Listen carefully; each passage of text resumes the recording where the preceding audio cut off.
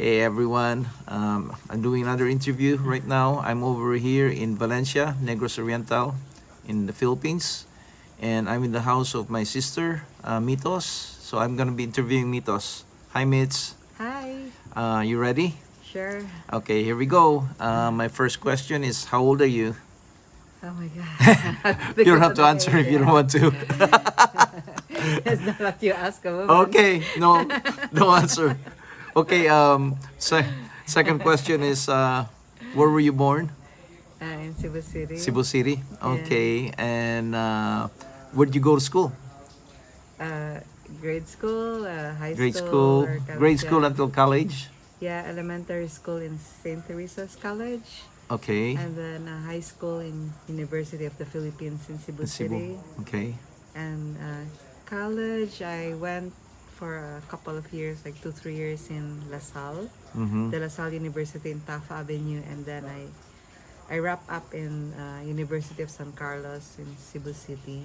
Okay, what did you earn a degree? Did you graduate? Yeah, I Okay. did. I'm What? surprised that I did, but Uh-huh. I did. I graduated Bachelor of Arts Mm-hmm. in History, major in History in University of San Carlos. University of San Yeah. I Carlos. started off with Asian Studies in De La Salle University, Okay. but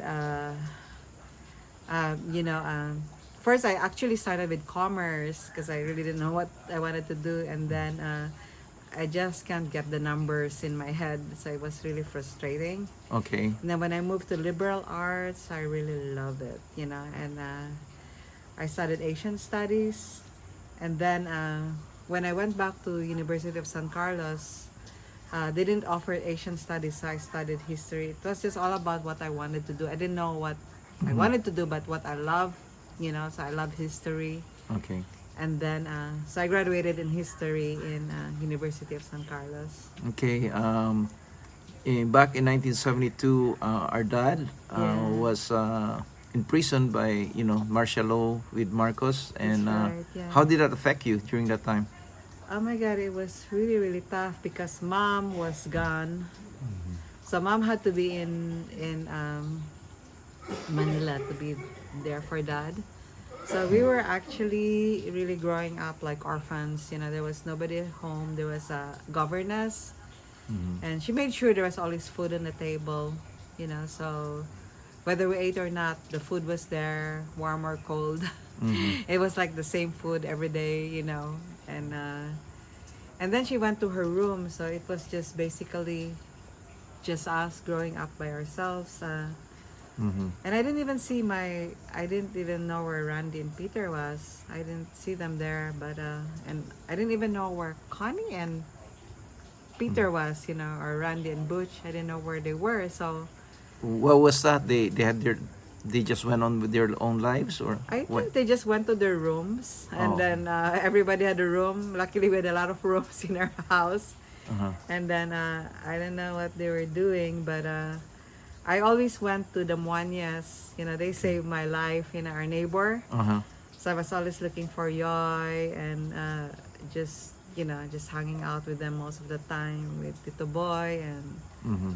Yoy, and I came home just to eat, and then I don't know. It was really like a blur or a blank. It's something something I don't want to think about. Okay. What happens was really traumatic, but I felt like we grew up like weeds, like orphans, growing up like weeds, and Okay. yeah. So after college, what did you do? Okay, after college, I went to Manila, Okay. and then okay, babe, I'm in the middle of an interview. I went to Manila and worked in a travel agency, Mhm. and I work under I don't know if you know that actor Pancho Magalona. Yes. Yeah, he had a daughter, Mhm. and so she was kind of like my boss. Okay. And then she actually made me her driver because I had a car at that time, and then so she took me with her, Mhm. and we went all over visiting her accounts, and then one day she took me to her house, And then she said that my father is Pancho Magalona. So I went to their house and I got to meet her father, and I think her mother was an actress too. Mm. You know, and so I went to Cebu, yeah, and then to Manila and worked there, you know, for a travel agency. Okay. Yeah. And what did you do after working there? You went back to Cebu. Is that what you did? Or No, I was still in the travel agency, working for that travel agency. and Dad was still in prison when you were working, or you No, already that got was out? already free, Okay. and but when he was free, you know, he went back to Cebu, and I was in Manila, so I didn't really have an interaction with mom and dad either, because we were already all grown ups, you know. And then so he went to Cebu. He was released. He was free, and then mom was, you know, he was really busy catching up with the business because he lost so much time and money being in prison. Mm-hmm. So it's really working double hard. And then mom, then she was free because before she was really there for dad, doing all dad's errands. So Uh-huh. she got, I think she was relieved. Now she could really live her life, and she suddenly really went 100% religious. Mm-hmm. She got engaged into this charismatic group, and she had a prayer group, and she was just all out. And it was okay because she was really, the whole time dad was in prison, she was really working for dad and taking care of dad. Now she was free of all that. She could do what she wanted, and Mm-hmm. then she kind of like suddenly got really religious. Mm-hmm. Yeah. Yeah, I remember that time because she was Yeah. really happy doing that. Yeah, She she was very, very happy, and she engaged most of the neighbors, and then they came, and then they were just like, it was that charismatic group where they were singing and dancing and speaking of tongues. Mm-hmm. She took that very seriously, so she was really happy. And when I was in Cebu, she always asked me to play the guitar. Oh, She said, okay. come and join us and play the guitar, please, you know. And then just a few chords. I think there was this one of this guy who was part of her prayer group. He looked like Johnny Winter. Mm-hmm. And it was just a few chords, and they just asked me to play a few chords, and I was fine, and it made her happy, Mm-hmm. you know. And it was okay. So that's when I joined her group. But dad was so busy again, back to business, you know. Mm-hmm. Yeah, so that was the dynamics in Cebu. Okay. Yeah. Okay, so that time you went back to Cebu already, right? And part of your life you moved to Germany. How did that happen? How did it happen? Okay, Yeah. so let me see. After I stayed in Manila, Uh-huh. and then I had a boyfriend at the time. Okay. He was a German, Okay. Karl Heinz, and then let me see what happened. So I was studying I was still studying, and then I went to, for a summer, I worked in Cathay Pacific. I Okay. did a summer job, Mm. and that's my cousin Lala. She asked me, like, she used to work, do summer job too, and she said, I'm busy, but can you wanna do it? And then I said, okay, sure. Cathay Pacific, wow, you know, my dream to work in it. I worked for summer, and then I met Karl Heinz, you know, he's a German, my first German boyfriend, and then he, you know, I got to know him and I dated him, and then he convinced me, like, just not to go to not to go back to Manila. He Mhm. asked me to stay in Cebu and, you know, be with him. Mhm. And so I decided from not to go back to Manila and finish my studies, and then stay in Cebu to be with him. And then dad and mom was so upset because I think they they figured out that he wasn't really marriageable material. Uh-huh. Didn't really want to marry me, or that was not his intention. Mhm. So they kicked me out, and I started to live with Karl Heinz, and then but you know, he said you should, you know, continue your studies. I continued my studies in San Carlos, and that's when Okay. I learned history and then graduated, you know. So Mhm. so I really, when I was living with Carl, he kind of like took care of my studies, so that was the priority until I Oh. graduated. Yeah. Okay. So did he convince you to go to Germany, or how did it? Well, Or, he didn't really want to go back to Germany himself, so but we had a lot of adventures. We toured all over the Philippines, and north of Philippines, south of Philippines on a motorbike, and you know, And then I realized that he still just wanted to stay that way, and that was already I was already 2 years with him. Nothing was going on, and then I was still and then I was just like tired of him because it was the relationship was going nowhere. Uh-huh. And then so I went back to Manila to I came home again because and then mom and dad was really understanding. They were not condemn them. They were not judging me or condemning me. They just said, Okay. come home, and then I worked for dad, Mhm. and then what else?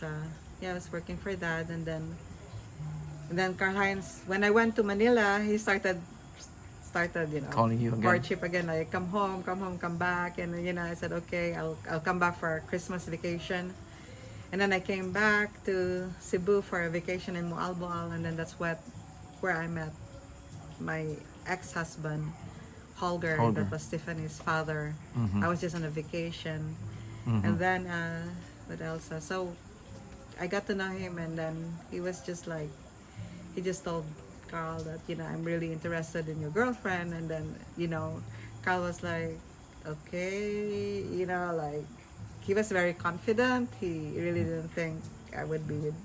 Yeah. Okay, so like, well, sure, try your luck, and then Holger, Tiffany's daughter, started to court me, and I was like, I felt like okay, he was more serious. Karl Heinz was like he wanted to keep the Yeah. status quo, so that's why I went with Tiffany's father, and then So he took you to Germany. well, he actually really loved Cebu and really loved Moalboal, Mhm. and then he asked me like, and then I said, well, I don't think I can live here because it's just hurtful for my parents, and after Karl Heinz, I don't want to put them through the ringer again. I mean, my parents, mom and dad was very supportive of me, and I don't think I can do this again. So maybe if you want to be with me, let's just go to Manila. It's for more unanimous, and it's what my dad was very conscious about mom Mhm. being in a religious group, and then he didn't really want me not being married and living with somebody that was important for them or for their face or their status quo. Mhm. So I said, well, we can just let's just live in Manila, Mhm. and I have a job there, and then Holger was like, if you feel like I really love Moalba, but if you really feel like you need to live in a big city to live that city life, why don't we just go to Frankfurt? Because I really hate Manila.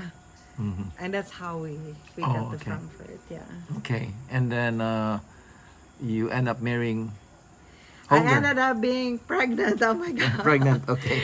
Yeah, with Tiffany, and I didn't have the right paper. So actually, Holger's parents, my in-laws, were so excited because it was their first grandchild. Mhm. So they started making plans, and they supported us. Like they financed Holger with a business with a sports fitness center in Mhm. Frankfurt.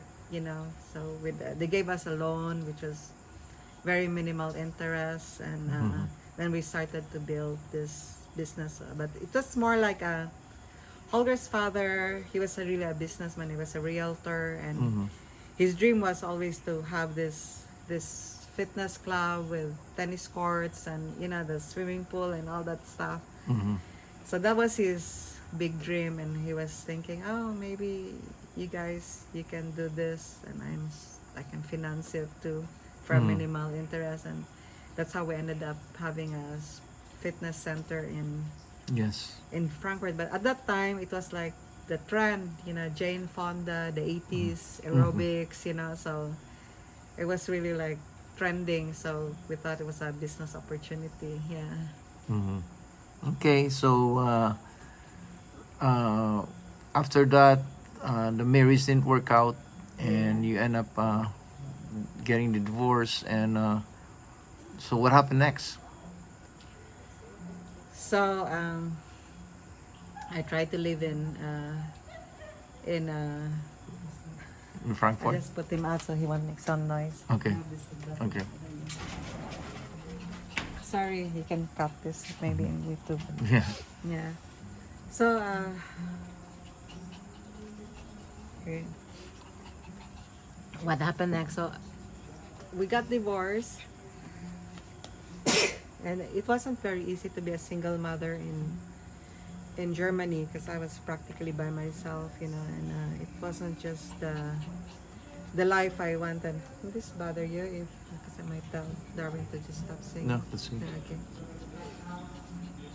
So it was very stressful because I was a single mother juggling 3 jobs, and Tiffany was alone most of the time. So it wasn't like a lifestyle I wanted, and I was just so depressed, and I just wanted to get away from it, you know. Oh, okay. Yeah. Hmm. So what happened? You went back to the Philippines, or? No, then I met somebody Okay. who was from Chile, Okay. and I think he just like at the right time at the right place, he kind of convinced me to go to Chile and try it out in Chile. You met him in Germany? In Germany, yeah. Okay. And he was a friend of Holger actually. Mhm. And so I left, Germany and then tried to work it out in Chile. Mhm. Yeah, Okay. and then also it didn't work out in Chile. Okay. Yeah, and then How long did you live in Chile? I think a year, A year, but okay. I think a year, but I wasn't really like living. I lived in Chile. We had a house, Mhm. but I was always traveling. I went to let me see. I went to Peru. Mhm. Yeah, I was living in Chile, and then I went to Peru, and then I was sort of hustling, I bought some corals and jade in Peru, and then I brought them, and then in Chile I got some lapis lazuli. I got familiar with the stones, Mhm. and then I went to Germany to visit Tiffany, and then I had a whole clientele of people I sold.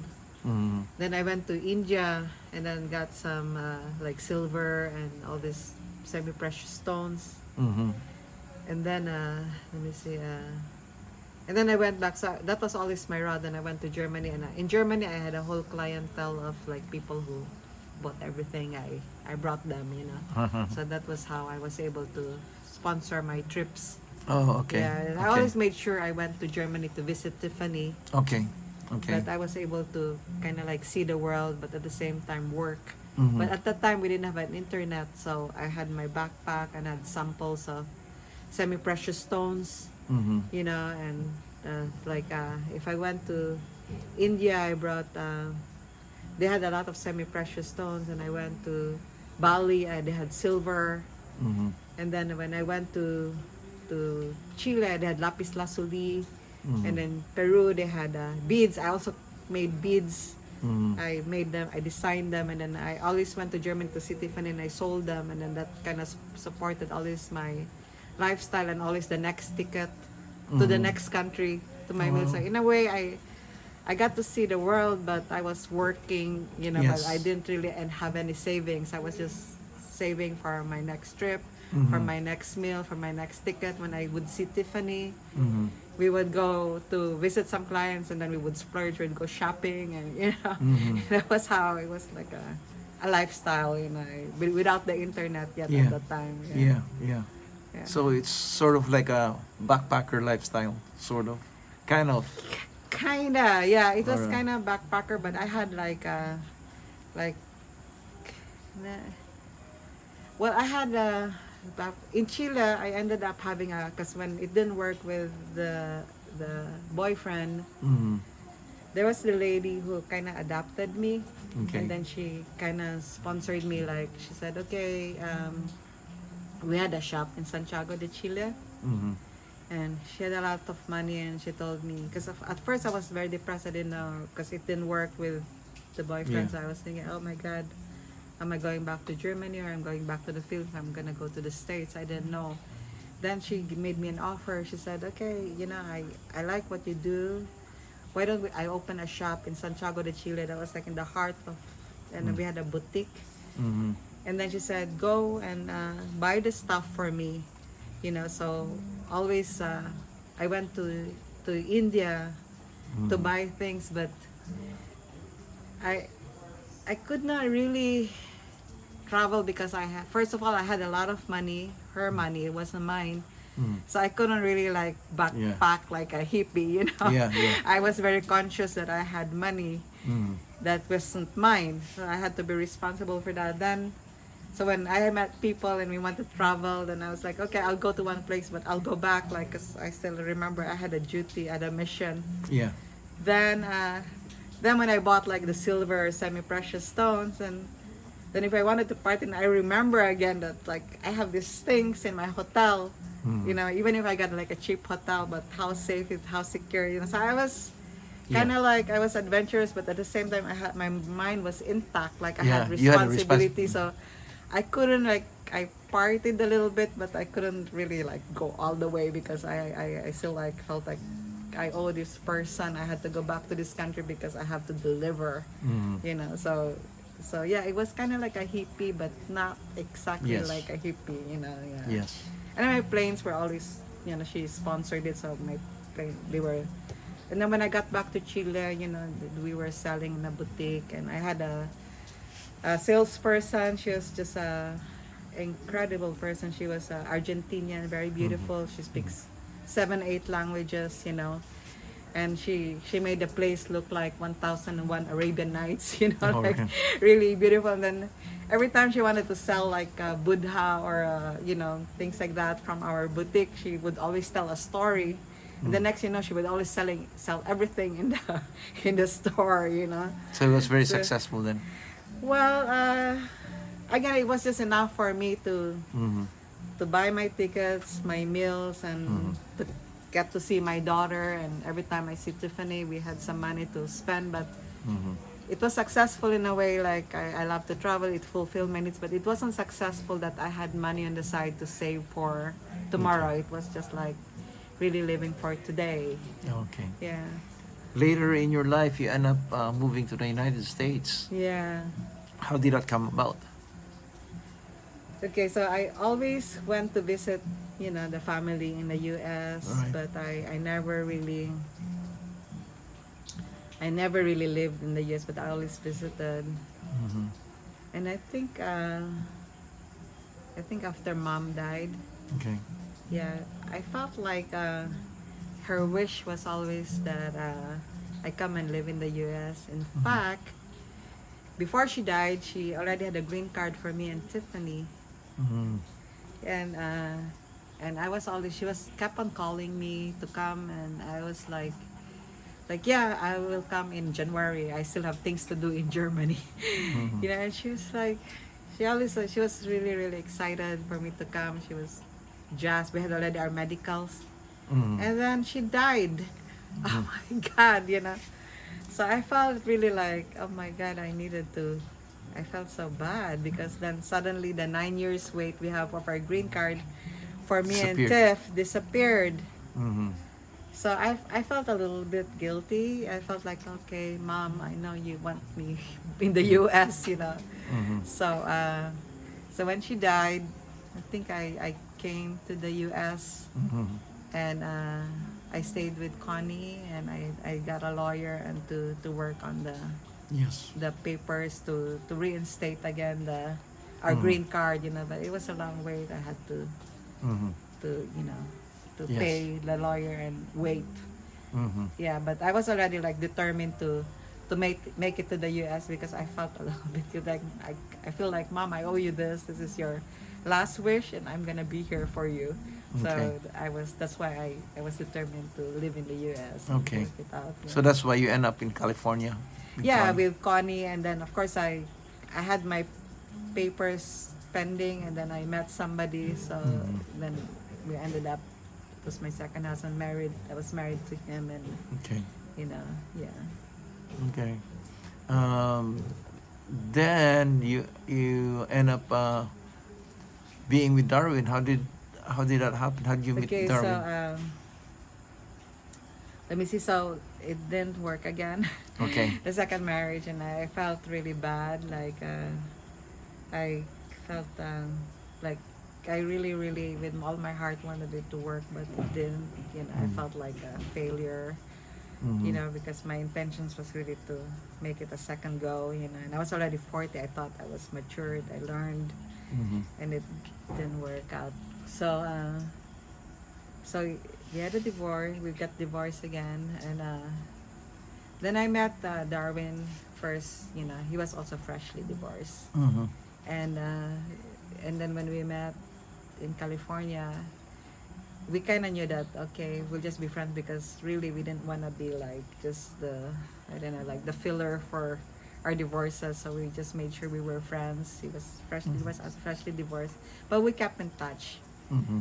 And then I went home to Cebu, you know, trying to make another like I tried to do a little bit of business like the outsourcing thing. Mm-hmm.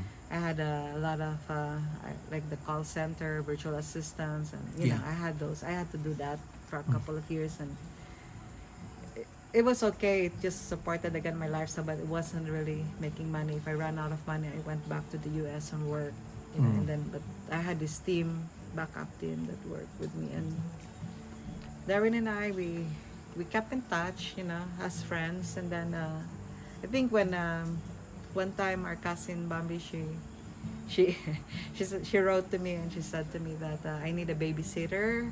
Mm-hmm. You know, can you help me out? Can you look for a babysitter for me? You know, and then sure, I said, you know, then and then later on she said like, well, actually, I just need a babysitter for a month because my mom is coming over. Can you find a babysitter for a month? I said, well, I actually wanted to go to Europe, you know, and you want to hire me just for a month, and then that's just I could use some pocket money, Mm-hmm. you know. And then she said, sure, because my mom will come after a month. Yeah, sure, come. So I Mm-hmm. went back to California, and then I was the babysitter for first son. Mm-hmm. And then Darwin lived just 5 minutes away. Oh, really? Yeah.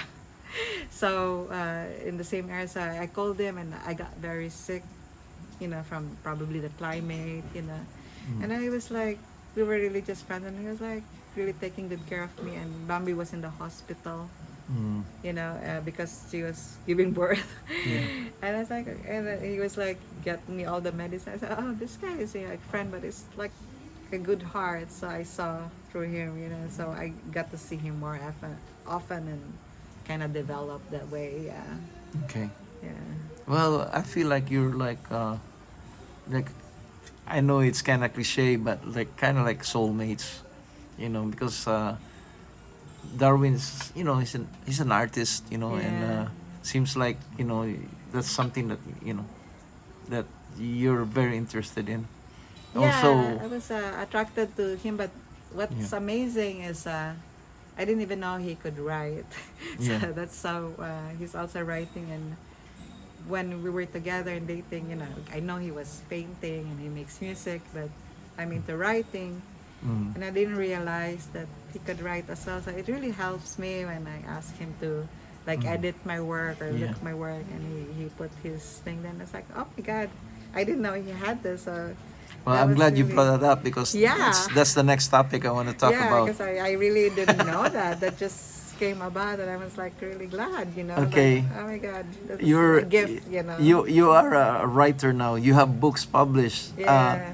Tell me the story how that started. How did you did, did you want to be a writer when you were little, or did that just develop along the way, or what's the story behind it? What? Since I was born, I knew I was gonna be a writer. Okay. It was like when people ask me what you're gonna do, and then I always said that I wanted to write. I wanted to be a writer, and it was so weird because I really couldn't figure out what I was gonna write or. Mhm. But it was just like the first thing I said. I wanted to Actually, be a writer. Dad mentioned that to me. Yeah. Dad said he basically said, you know, Mitos is a very good writer, and why do you say that? Dad? I don't know if this is true, but he said that you wrote the you know there's a Cebu Construction Association, Yeah. and there's a article about him Yeah. there, and then he said Mitos is the one who wrote that. You know, so is that true Probably, or? probably too, because you know, when I was in college in University of San Carlos, I uh, I just told everybody I wanted to be a writer, but I didn't even know how to get there. But it was like that's what I want to be. I just said it, and I just knew it Mhm. since high school. Okay. You know, but So when I was in college, I had there's this newspaper Mm-hmm. who actually he hired me, and I had a column in this newspaper, Visayan Herald, Mm-hmm. and then he asked me to. He gave me a column and he said to write about like VIPs in Cebu, Okay. and he gave me free will to whoever I wanted to interview, like whether it's the CEO of Metrobank Mm-hmm. or an artist, or and then he was actually really more interested in me selling an ad, but I Mm-hmm. get to write whatever I Yes. want. So what I did was I wrote about them, and then I always got a full page ad, and so he was happy with whatever I wrote because I brought in some money as well, because I wrote good things about these people, and then they were like happy, and then they always gave me a sponsorship in the Yes. newspaper. So it already worked that way, and it was so weird because when I went to California, it was the same formula. You know, this girl, she had also like in I think Vallejo, Benicia, she had also like a little newspaper, and she also said she was interested in ads, and then I was just talking to people, and then she let me feature them, write whatever, Mm-hmm. and then I was always get a full page ad or a half page ad, and then it brought in the money, or like the bacon. Mm-hmm. I didn't care about the money. I wanted to write. So Yeah. so in a way I got my columns, and then they got their ads, and then they gave me free reign. So it was always like that. And then Bambi Tushi, I wrote for Bater too. It's like a technical news, digital, yeah. But it wasn't really like, like but I got my name out there, so Mhm. kind of like building your portfolio, But Yes. eventually, I got to write, so that Okay. was how it happened. So you wrote your first book. How did that happen? I know it's like a memoir, Yeah. of your story. And when did you start writing it? And why did you make that your topic? And also, was it a very hard process to get it going, or was it an easy The first book was really hard. It took 10 years.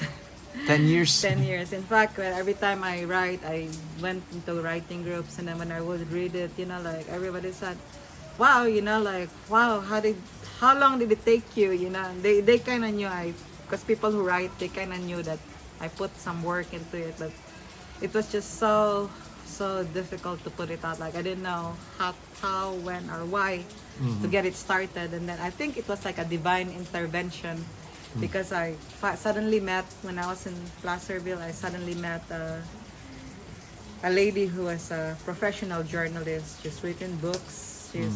She has awarded a lot of awards, and she helps people to write, or she writes their stories. And I think she was more interested to write my story, but I wanted to write. So she took my story, and then she just kind of like edited it, Edited and it, then okay. we came up with the first book that fast. Okay. And it was I felt like there was still a lot that wasn't there, but wasn't covered. That's why I felt like I had to redo in the second book. So the first book and the second book was very similar, but the second book was more like a creative nonfiction, Mm-hmm. and I could fly with it, Uh-huh. because I kind of covered some bases. And in the first book was more guarded, because I kind of dropped names and always Okay. like scared, Mm-hmm. But luckily, I don't know what, if it's just like, I think it's luck, because it's still ranking top 100 of Amazon's bestseller list. Wow. Sometimes I'm 10, sometimes I'm 14, sometimes I'm 24, sometimes I'm 82, sometimes I'm out, and then the next thing I check, a couple of months, I'm back there again, and I like wonder, Yes. like, how did this happen? And sometimes the two books are Same time same time, in the and top like, whoa, 100. like, I didn't, like, okay, how did this happen? I'm not seeing really any money financially, because it's just, when you buy a book, it's just a few pennies or dollars, Yes. you see, but just that to make the top 100 bestseller Yes. list, Yes, so it's that's something feels to be good, proud yeah. of. It feels Yeah, good that in Philippine history, sometimes Asian women memoir, or that, that category I would be in that category. And then sometimes one book, sometimes the two of them. So it's good to feel, you know. I mean, I will just say chamba, but it's nice to know that, you know, I can say it's made the top 100. It still is until now, you know. Yes, yes. Yeah. And I have to be honest, whenever you come up with a new article or you write something, you know, and I could see your style is, it's getting better all the time. You know, your confidence is there, your writing, you know, it's always getting better. Thank So, you. Yeah.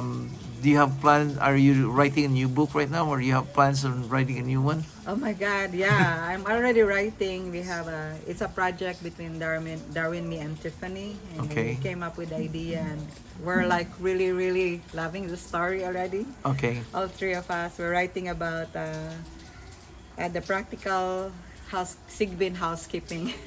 Sigbin housekeeping. Yeah. So we're in the middle of that, but we're both very excited about the story. And the three of us, and it's in the process. And that's one of the, you know, it's baking, you know, but I think it will take maybe a year before it gets published next Okay. year. Mm-hmm. And then I like to do travelogues too. Okay. So that's also in the line. Mm-hmm. And the third is I have something in mind too, but maybe I don't want to share it yet. Okay. Well, you have But to. it's there. It's kind of like brimming. That's something I can already see it. It's just going on. But I've written some stories that in anthologies. Okay. Aside from my 3 books, I have 2 stories that's published in anthologies. You know. Okay. And it's people from the United Kingdom who publish. So I have that too. Okay. So it's exciting. Yeah, I feel like there's a lot of things that, but it's just time, you know. Yes. Time to do. It takes time. Yeah. Okay. So, you and Darwin decided to move to the Philippines. Yeah. How did that happen? What made you decide to go back to the Philippines? So Darwin and I were very clear about, you know, when we finally got together, you know, we were friends first for 5 years, and when we were together, we said, okay, you know, we're kind of mature now. It's like, we don't want to waste time. So it's like, I told him, I was very upfront about, I want to come home. Do you think you can live here? You know, and then he came to visit for 2 months, and he said, I think I can live here, but give me 2 years. So we really planned it. It wasn't like spontaneous. He said, I can live here, but give me 2 years. So but just come back, because I was already living in Cebu. He just said, come back to the US. And as we came back with our 2 dogs. And then we planned, and then he finally retired. He said he needs 2 years to retire.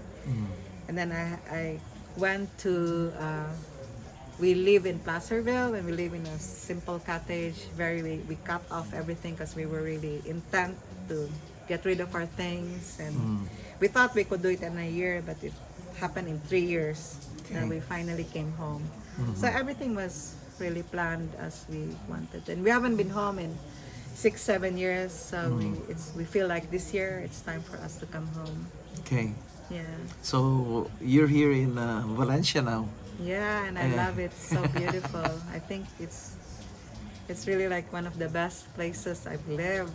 Yeah, but before that you were in Moalboal. Yeah. And what happened in Moalboal? Why did you decide to move here? Because I know your lifestyle in Moalboal, you were by the by the sea. It was so beautiful too. Yeah. And that's amazing. You have a nice sunset. Yeah, and, yeah. And Darwin was swimming all the time. We really enjoyed it too. So, but it was 5 years, you know. And then here in Dumagat is different. We have like is that okay? Is that bothering you? Or I could tell them to turn this off. That's okay. We're almost done anyway. Yeah.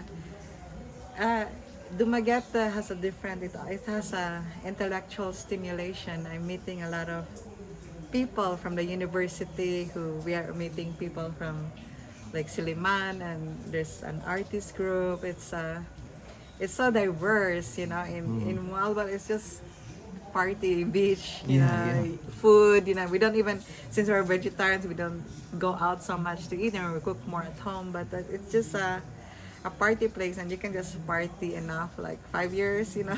It's time we needed more like a tickle, like more intellectual stimulation. We're meeting an interesting crowd of expats and Filipinos as well. Uh-huh. Yeah, it's really nice. I feel like I like it here, and I always never imagined I could leave Cebu City. I always thought Cebu City was the best, you Yeah. know. And I told Darwin, I'm never ever gonna leave Cebu City. Don't even drag me anywhere. But I'm here now. We don't know anybody, but we got to slowly start to meet friends and nice people. Yeah. Yeah. Well, I don't even like City anymore because the Yeah. traffic is so bad. But Yeah. yeah. But anyway, I got a few more questions. Basically, what advice would you give young Filipino or anybody who wants to be a writer? Well, Just do it. just do it.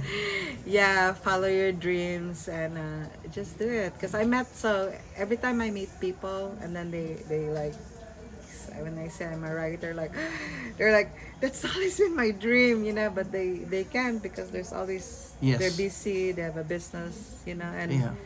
they have things to do, but they always have excuses. But because the first book was very hard to write, but after that it got It's easy easy, and easy. you know, like really fast, you know, Yeah.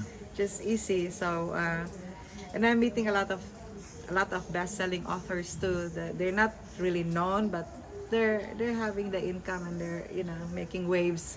Yes. So just do it. Just if that's really what you want to do, you really have to commit to it. Dedicate the time, like even if it's just 30 minutes to an hour, but you really have to To do carve that time Yes. for your dreams. Yes. Whether I it's think I heard writing, that advice from somebody. He said, Yeah. don't worry about the grammar or anything. Just, Yeah, just- whatever is you just had, put make it, sure you yeah. put it in paper. Yeah, because write it you down. can always get an editor. Yes. You know, but the content has to be you. In fact, I also read that because also like when you get an editor, sometimes they try to like even change it. Like sometimes even Darwin and me, I ask him like, can you look at my work and just check the grammar? And the next thing I look and it's like not my voice anymore. Like, hey, no, this is not my voice. Yes. I'm just whatever, but I just ask you to change the grammar, and you know, so we're kind of like always tagging, you know, like especially this one is a challenge, this new book because we're writing it together. Yes. But somehow it's flowing, you know, like okay, we'll just have to work on the transition because there's a disconnect, and it's fun as a couple that we're doing, you know. Before we did before we're writing this novel, we did like technical writing because I was hired before to do technical writing, and he just really loves it because sometimes, you know, when we wrote, and I was like, he would be spending like a day redoing the article, and like, Han, I can't see Natasha because I'm only paid this much, and then he spent like so many hours. Yeah. He loves writing, you know, so I'm glad that we have the thing Something in together. But yeah, just do it and then just trust the process, because once it's out, the editors will come, the publishers will come, the people will fall into place that you Yes. need to publish your book. Yes. You know, so but you just have to do the first step, you know, like Yes. Dominic, just do it, you know. Exactly. Exactly. That's good advice. Yeah, and never Yeah. waver. Don't feel like you don't have enough. Like everybody Everybody has a story to yeah. tell. Yeah, and everybody is special. Everybody is unique. Don't feel like you're less than the other person, you know. Exactly. That's very Yeah, true. That's the yeah. reason why when I do interviews, Yeah. I don't really pick VIP. I basically want to interview people with a lot of experience. Yeah. You know, I mean, it's hard when it's young, somebody young because they don't have that much experience yet. So I end Yeah. up making a 5-minute interview or 10-minute because they don't have that much to say. Yeah. But somebody in their 70s or 60s or 80s, you know, they have a lifetime and they want to share it sometimes, you know, before Or something. there's young people who are old souls, you know. Yeah, They're it's very true. mature, and you will spot them like they're just like they're so deep, like oh my god, you know. How can you be so young and still be so old? You know? Yeah, that's true. Yeah. Okay, do you want to add anything else? Because we're ready to wrap up. No, I'm That's good. it? Yeah. You're good? Yeah. Okay, Mitos, thank you very much. I enjoyed this interview. I don't know when I'm going to publish it, but as soon as I publish it, I'll let you know. Okay, you're Thank you. welcome. All right, bye.